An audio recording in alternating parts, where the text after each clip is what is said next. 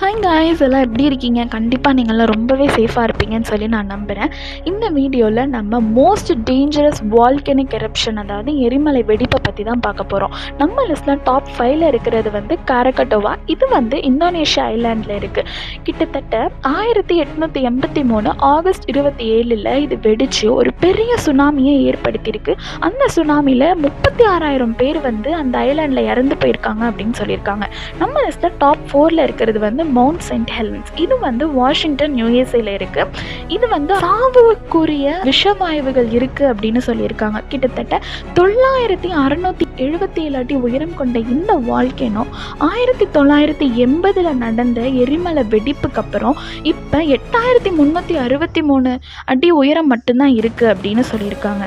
நம்ம லிஸ்ட்ல டாப் 3ல இருக்கிறது மவுண்ட் பினோட்டியூபா. இது வந்து பிலிப்பைன்ஸ்லேயே ரொம்பவே பாப்புலரான இடத்துல இருக்கு அப்படின்னு சொல்லியிருக்காங்க.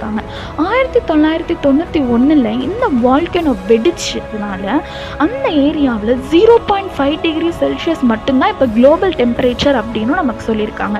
நம்ம லிஸ்ட்ல டாப் 2ல இருக்கிறது வந்து நோவாருப்டா வால்கனோ. இந்த வால்கனோ அலாஸ்கா அப்படின்ற ஒரு இடத்துல லொக்கேட் ஆயிருக்கு. கிட்டத்தட்ட 1912 இது வந்து ஒரு பெரிய எரிமலை வெடிப்பை வந்து ஏற்படுத்தியிருக்கு அப்படின்னு சொல்லியிருக்காங்க.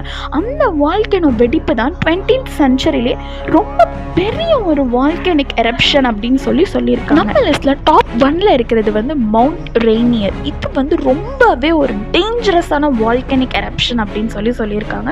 இதுவும் யூஎஸ்ஏல தான் இருக்குது. இது எது கிட்ட இருக்குது அப்படின்னா டக்கோமா, அதுக்கப்புறம் சப்ரீஸ் அப்படின்ற ஒரு இடத்துல இருக்குது அப்படின்னு சொல்லியிருக்காங்க. இது வந்து கிட்டத்தட்ட 14,411 அடி உயரம் கொண்டது இந்த வால்கனோ அப்படின்னு சொல்லியிருக்காங்க. ஸோ இந்த வீடியோ உங்களுக்கு பிடிச்சிருந்தா மறக்காமல் லைக் பண்ணுங்கள், என்னோட சேனலை சப்ஸ்கிரைப் பண்ணிக்கோங்க.